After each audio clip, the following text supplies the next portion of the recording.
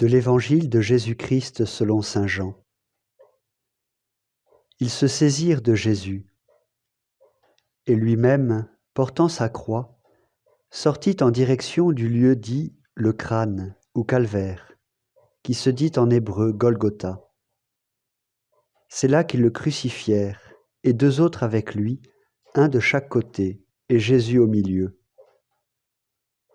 Pilate avait rédigé un écriteau qu'il fit placer sur la croix. Il était écrit « Jésus le Nazaréen, roi des Juifs ».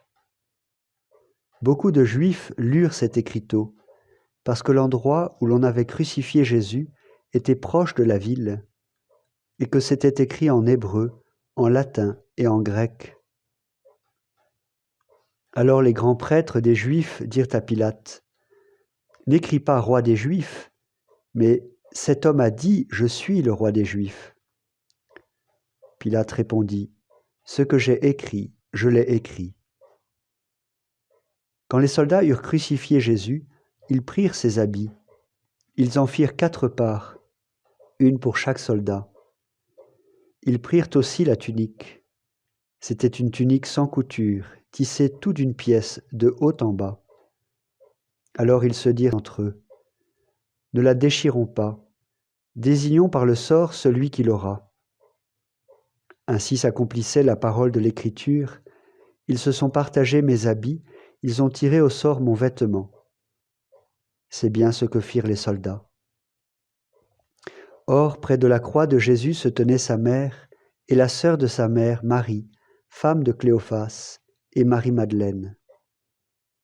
Jésus, voyant sa mère, et près d'elle le disciple qu'il aimait, dit à sa mère, « Femme, voici ton fils. » Puis il dit au disciple, « Voici ta mère. » Et à partir de cette heure-là, le disciple l'a pris chez lui. Après cela, sachant que tout désormais était achevé, pour que l'Écriture s'accomplisse jusqu'au bout, Jésus dit, « J'ai soif. » Il y avait là un récipient plein d'une boisson vinaigrée. On fixa donc une éponge remplie de ce vinaigre à une branche d'hysope, et on l'approcha de sa bouche. Quand il eut pris le vinaigre, Jésus dit, « Tout est accompli. » Puis, inclinant la tête, il remit l'esprit.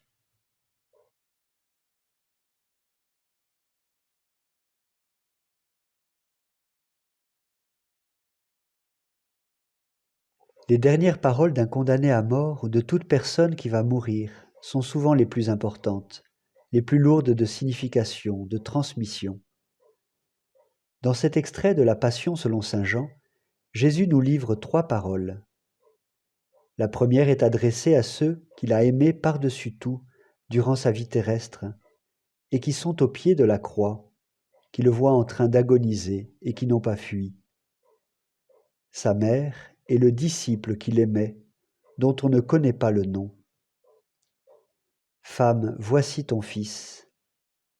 Voici ta mère. Jusqu'au bout, Jésus prend soin de ceux qu'il aime. Sa mère perd son fils unique. Il lui en confie un nouveau, non pour le remplacer, mais pour l'ouvrir à la plénitude de sa vocation maternelle.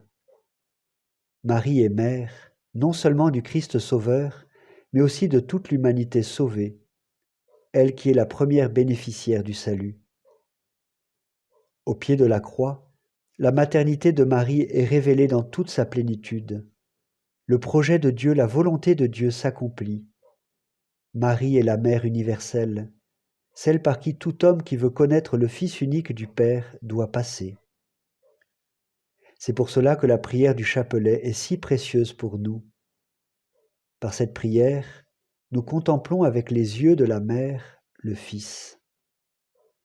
La tendresse maternelle de Marie est le meilleur chemin pour aller à Jésus, qui lui-même nous conduit au Père. Le disciple que Jésus aimait a donc reçu en cet instant le plus beau cadeau que Jésus ait fait en attendant de recevoir son Esprit Saint à la Pentecôte. C'est au pied de la croix, dans l'expérience la plus douloureuse qui soit, la perte de son ami, de son bien-aimé, que le disciple reçoit une mère pour lui faire comprendre le mystère du Fils, lui faire connaître tout ce que Jésus a fait et dit, mais de l'intérieur, avec l'intelligence de celle qui méditait toutes choses dans son cœur.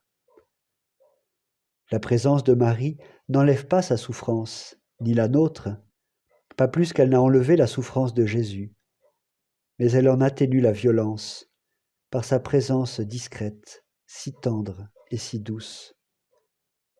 Accueillons donc aujourd'hui, avec une infinie reconnaissance, Marie, notre Mère, qui est présente à nos côtés. La deuxième parole de Jésus est adressée à ses bourreaux. « J'ai soif ». Ceux-ci accueillent cette parole au premier degré et lui donnent une boisson vinaigrée. Jésus, qui est venu apaiser notre soif en nous donnant le bon vin, comme aux noces de Cana, reçoit des hommes violents un liquide qui ne peut ni désaltérer, ni réjouir le cœur de l'homme.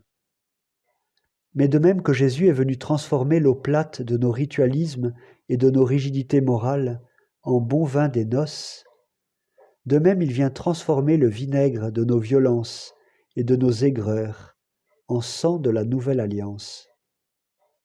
Jésus a soif, et il prend tout ce que nous lui présentons. L'Écriture dit, quand il eut pris le vinaigre, il ne rejette rien de nos offrandes, même les plus horribles, les plus absurdes ou contraires à l'amour. Jésus transforme tout ce que nous lui donnons en vecteur de vie nouvelle. Ainsi, quand le lépreux approche Jésus, non seulement Jésus n'est pas contaminé par la lèpre, mais c'est le lépreux qui est purifié. En ce jour où Jésus se livre sur la croix, livrons-lui tous nos fardeaux, nos péchés, nos médiocrités. Ne gardons rien pour nous. Il prend tout, il transforme tout, il rachète tout.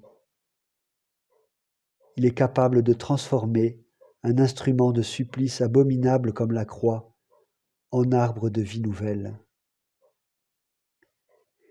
Oui, il donne la vie nouvelle à tout ce qui est blessé, tordu ou mort en nous. C'est le jour propice, le jour favorable pour cela. Enfin, la dernière parole de Jésus s'adresse à lui-même et à son Père. Tout est accompli. Tout ce qui était prévu dans le contrat, tout ce que l'Écriture annonçait de lui, notamment dans les psaumes, la loi et les prophètes, Jésus l'a fait. La promesse que Dieu a faite à Abraham et à son peuple est accomplie. Jésus, dans sa divinité, a réalisé la part de Dieu, et dans son humanité, il a réalisé la réponse que Dieu attendait de nous, les hommes. Aussi, en Jésus, le Père nous a tout donné, il n'a rien gardé, il n'a plus rien à lui. Désormais, il reste à chacun de nous d'actualiser cette réponse, ce don total de Jésus et du Père, en partageant ce trésor, c'est-à-dire en nous unissant à l'humanité de Jésus pour réaliser notre part. Saint Paul le dit, ce n'est plus moi qui vis, c'est le Christ qui vit en moi. Faire les gestes que Jésus a posés, transmettre sa parole, la laisser nous transformer, mettre toute notre confiance en lui, accepter comme lui d'aller jusqu'au bout, quitte à en perdre la vie. Tout cela afin de rester dans la logique, le mouvement du don libre et désintéressé. Voilà notre mission. Pour cela, Jésus nous donne l'énergie de son corps et de son sang que nous recevons à chaque Eucharistie. Avec le Père, il nous donne leur Esprit Saint, qui transforme nos pauvres maux et nos corps fragiles en temple de la parole, en pierre vivante de son royaume. Soyons les Christ d'aujourd'hui.